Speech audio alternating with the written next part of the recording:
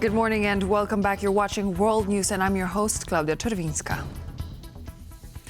Russia once again attacked Ukraine overnight with a barrage of missiles and drones. At least 2 people were killed and 4 wounded in Bilohorodka outside Kyiv. Today's attack follows Tuesday deadly strikes on Odessa and Kharkiv that killed at least 8 people and wounded dozens of others.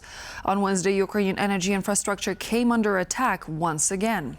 Explosions could be heard overnight in Kyiv as Ukrainian air defenses fended off the assault. 2 people were wounded in a missile attack on Kryvyi Rih infrastructure's facility. In Zaporizhia, 3 people were wounded by Wednesday's attack in the courtyard of a struck residential building. And in response to a deadly attack on a civilian train in the Kharkiv region carrying more than 200 people, President Zelenskyy took to social media condemning the attack as terrorism. Specifically, there were more than 200 people on the train. There were 18 people in the carriage that was hit by one of the Russian drones. 4 people are currently known to have died in this attack by 3 drones. My condolences go out to all of the victims' relatives and loved ones. 2 people were injured, and rescuers are searching for 4 more. Russia must be held accountable for what it is doing. Ukraine is already facing a deep humanitarian crisis caused by Russia's invasion. For weeks, Russian strikes on civilian power and water infrastructure have left many without heating or hot water as temperatures plunged to minus 20 degrees Celsius. This is what some residents of Kyiv had to say about conditions in the capital. It's about brotherhood, care, supporting each other. So now we are sharing this with the civilian population to reduce the gap between civilians and the military to some extent. Yes, we live in this building, and it's actually really cold in our apartment. There is almost no heating. There's been no water since Monday. Only yesterday did they give us cold water. It is really difficult, actually. We left the building to do groceries and saw what was here. So we decided to warm up by the fire. The child is warming up, and we are drinking a stewed fruit drink. The atmosphere is really unifying. Secondly, it's difficult because we only had electricity for half an hour, so I charged my devices a little. And here I drank something hot. That helps a lot.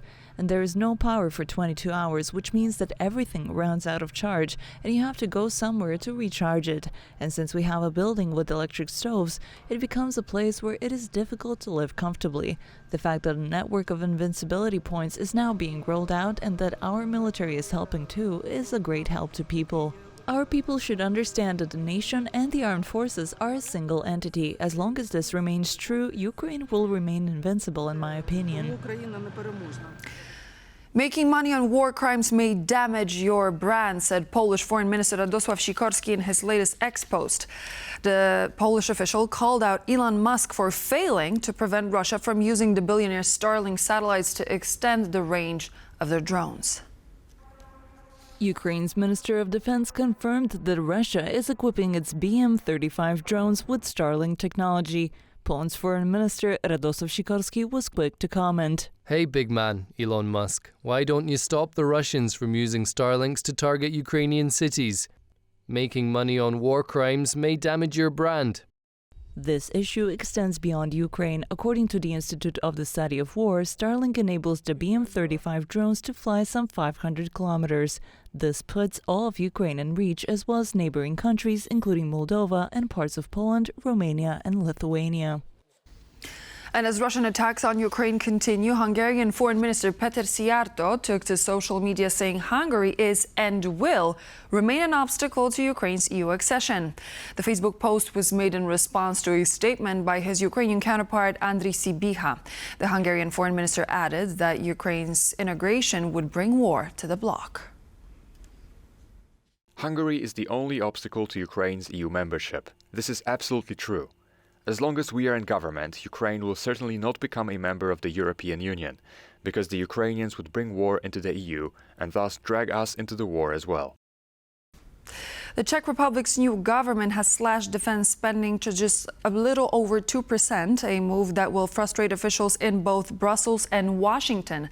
Not only that, but the country's president, Petr Pavel, a former chair of the NATO Military Committee, announced today that the country's foreign minister was attempting to blackmail him and was sabotaging efforts to transfer military aircraft to Ukraine. Our correspondent, Andrew Sweeney, has more. The new Czech budget will come as a disappointment to NATO. Defence spending is going down. In 2026, Czech defence spending will reach just 2% of GDP, down from the 2.35% forecast in 2025 by the country's previous government. New Prime Minister Andrej Babiš made cutting defence spending a key campaign pledge. He's also refused to send L-159 light attack aircraft to Ukraine. This is absolutely outrageous, and I don't know whether Babiš really wants to become a part of the Putin's Soviet Union or whatever. The Czech Republic is now among NATO's worst spending laggards, joining Hungary, Slovakia, Portugal, Belgium and others at 2%. Compare that with Poland at 4.5%, the alliance's highest spender by GDP per capita. Last year, NATO's members agreed to raise their spending targets from 2% to 5% of GDP per capita at the instigation of US President Donald Trump. However, in the Czech Republic, it's this country's president that's making the headlines. Petr Pavel announced that Foreign Minister Petr Matsenka was attempting to blackmail him over his refusal to appoint fellow motorist MP Filip Turek as Environment Minister. The president also says that Matsenka stated the only reason why Ukraine will not receive L-159 aircraft is that Pavel recklessly spoke about it to the media, angering Babiš in the process. If he truly has the Prime Minister's support for his actions, then Petr Matsenka's statements are not only an illustration of the new government's approach to sharing power in our constitutional order, but also prove that key issues of our foreign and security policy have become hostages to personal animosities and interests. Babiš has since responded, playing down Matsenka's actions and refused to support calls by the opposition for the foreign minister to step down. It was a private communication with an advisor, so it certainly doesn't amount to blackmail. Mr. Matsenka's words are unfortunate. I certainly wouldn't communicate like that. It's not my style. I'm not surprised because this government is crazy. And the minority parties that almost no one in the Czech Republic voted for, those motorists and that SPD, have been given absolutely inordinate amount of power. I think the Czech Republic is becoming a rogue country. Matsenka's position as foreign minister may now be untenable, and he's also demanded that President Pavel not attend an upcoming NATO summit in Turkey. While the defence spending issue in the Czech Republic may be set for 2026, this country's politics just got a lot more unpredictable. For TVP World in Prague, Andrew Sweeney. Students marched through Belgrade Tuesday evening in protest against the government of Serbian President Aleksandar Vučić and its perceived corruption. The rally began outside the University of Belgrade on the country's Day of Education in support of professors who were fired for taking part in anti-government demonstrations. Thousands protested in front of the University of Belgrade in defense of the education system and the autonomy of Serbian universities. We have to persevere. We must stay together and not give up. Because if we give up, then all of this so far would be in vain. The protests took place under the slogan "Knowledge is power." This is the future of this country, to make this country better. They woke us up, and now the only thing we can do is respond to their request and call. The demonstration was organized by students who since the end of 2024 have been participating in mass protests since the aftermath of a roof collapse at the railway station in Novi Sad that killed 16 people. The students are showing tonight that they are actually the strongest political force in Serbia. They are stronger than the opposition parties, and of course, they are also stronger than Aleksandar Vučić's ruling parties. Since 2024, the protests have transformed into an anti-government movement that shook the autocratic rule of President Aleksandar Vučić and brought concessions such as the resignation of Prime Minister Miloš Vučević and several other government officials, as well as an increase in the budget for higher education. Time for the Netherlands. 3 Dutch parties have agreed to form a minority government. Coming 3 months after October's parliamentary election in the Netherlands, centrists and conservatives are expected to present their coalition agreement on Friday. The leaders of the centrist D66, Conservative Christian Democrats and the right-wing VVD parties have agreed to form a government on Tuesday. D66 leader Rob Jetten is set to become the Netherlands' next prime minister. Other posts will be announced in the coming days and weeks, with a new cabinet expected to be sworn in within a month. The coalition will form a rare minority government with only 66 seats in the 150-seat lower house of parliament, as well as losing a majority in the upper house Senate. Spain's government has approved a decree to legalize the status of around 500,000 migrants and asylum seekers, a move praised by the Minister for Inclusion, Social Security and Migration, El Masaiz.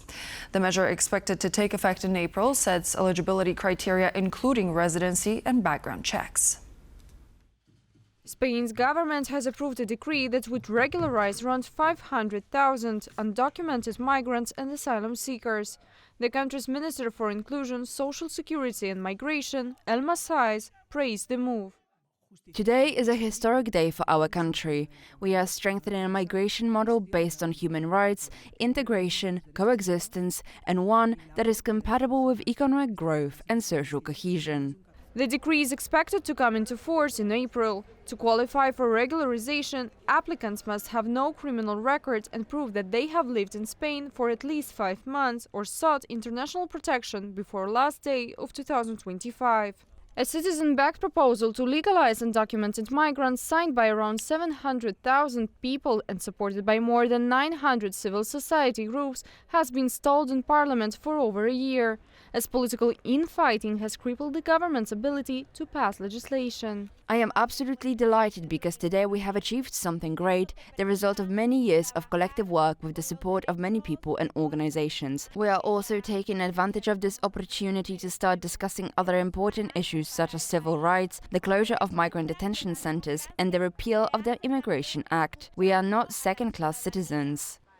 The government will now move ahead by decree, bypassing Parliament, where the socialist-led coalition lacks a majority. We thought we would never get here. I feel excited because for my community it is a step forward in terms of rights. Because behind each file there is a name of a person who has been waiting for a long time and dreaming of this. Spain remains one of Europe's main entry points for irregular migrants fleeing poverty, conflict and persecution. While other EU member states are tightening migration policies, Spain is taking a different path. According to the National Statistics Institute, more than 7 million foreign nationals live in the country out of a total population of over 49 million. For the first time in history, sales of electric cars surpassed those of petrol cars in the European Union. December 2025 was a breakthrough month, even as the EU unveiled plans to scrap the ban set for 2035 on combustion engine cars.